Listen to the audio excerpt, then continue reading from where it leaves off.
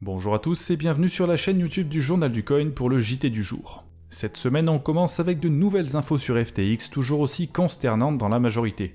Par exemple, Sam Bankman-Fried a dit qu'il ne témoignerait pas si on n'augmentait pas la dose d'Adderall qu'il reçoit quotidiennement.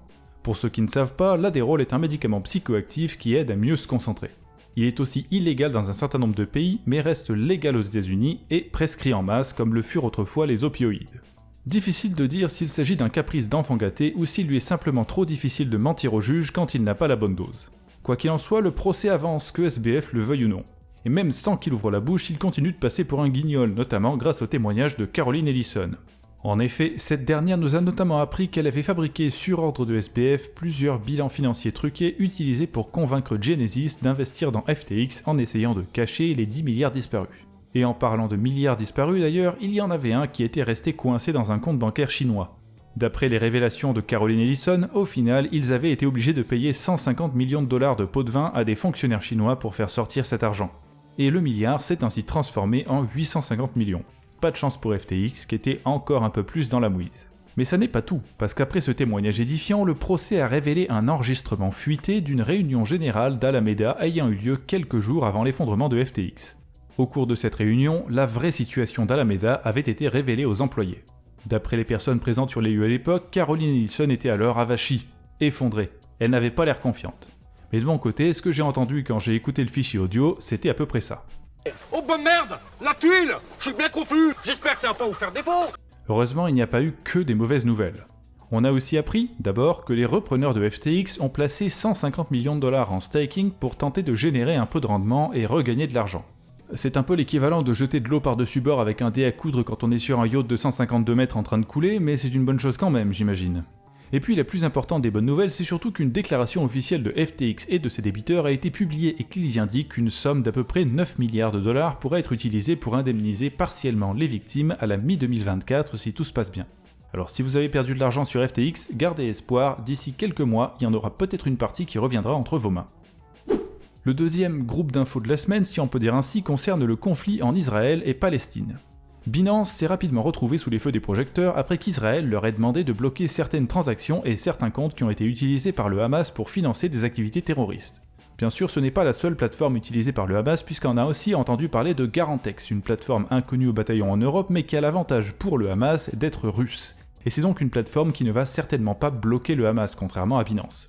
De ce fait, un certain nombre de médias anti-crypto en ont profité pour faire leur propagande habituelle.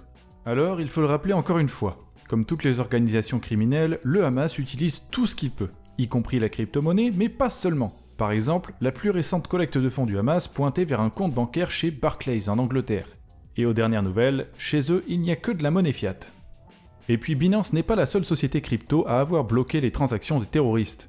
Tether a aussi gelé 32 adresses différentes qui étaient liées à des activités terroristes en Israël et en Ukraine, pour un total d'un peu moins de 900 000 $ de confisqués. Ça n'est pas exactement une saisie colossale puisqu'il n'est même pas de quoi s'acheter un seul missile français Aster 30 avec cette somme, mais ça pourrait aussi représenter un paquet de fusils d'assaut et d'autres équipements d'infanterie, alors on va pas se plaindre non plus, c'est toujours ça de prix aux terroristes.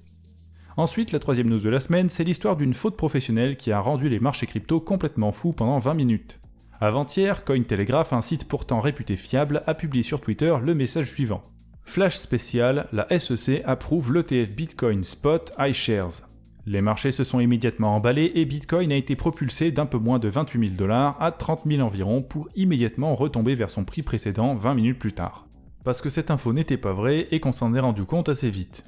Mais la réalité a été révélée un peu tard et ça a laissé le temps à quelques baleines étrangères et françaises de tomber dans le panneau, sur Twitter ainsi que sur les plateformes d'échange. Il y a donc eu quelques réputations ainsi qu'une centaine de millions de dollars qui ont été liquidés lors de cet événement. En d'autres mots, un lundi comme les autres dans le monde de la crypto. Passons maintenant à notre quatrième info, un petit scandale qui concerne l'arrivée d'Uniswap V4. Annoncé il y a quelques temps, cette nouvelle version sera dotée de plusieurs nouveautés et notamment d'une chose qui va changer radicalement la manière dont les plateformes décentralisées fonctionnent. Des modules logiciels appelés hooks en anglais, que l'on pourrait a priori traduire par crochet. En quelque sorte, ce sont des bouts de code qui se plantent dans une réserve de liquidité comme un hameçon dans un poisson pour en changer la direction d'une certaine manière.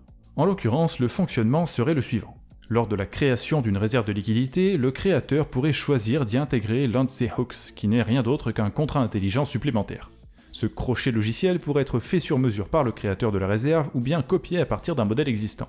Et il pourrait servir à altérer le comportement de la réserve de liquidité à peu près de n'importe quelle manière. Évidemment, quelqu'un a créé un hook dédié au KYC qui bloque donc toutes les transactions provenant d'adresses n'ayant pas été reliées à une identité. Et c'est là que les activistes pro-crypto de Twitter se sont soulevés. Car l'arrivée de ce KYC sur les plateformes décentralisées, c'est pour eux la fin programmée de toute forme de liberté dans les marchés crypto. Ça commence avec des hooks KYC, ça continue avec une base de données hors chaîne et gérée par le gouvernement, et ça finit avec des lois qui interdisent toute transaction effectuée en dehors des réserves de liquidité utilisant ce système KYC. Mais est-ce que c'est vraiment une fatalité ?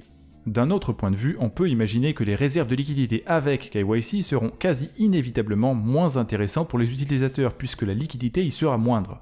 Bien sûr, elles bénéficieront de la présence de quelques institutionnels fournissant de la liquidité, mais est-ce que ça sera suffisant pour compenser le fait que le nombre d'utilisateurs sera minuscule ?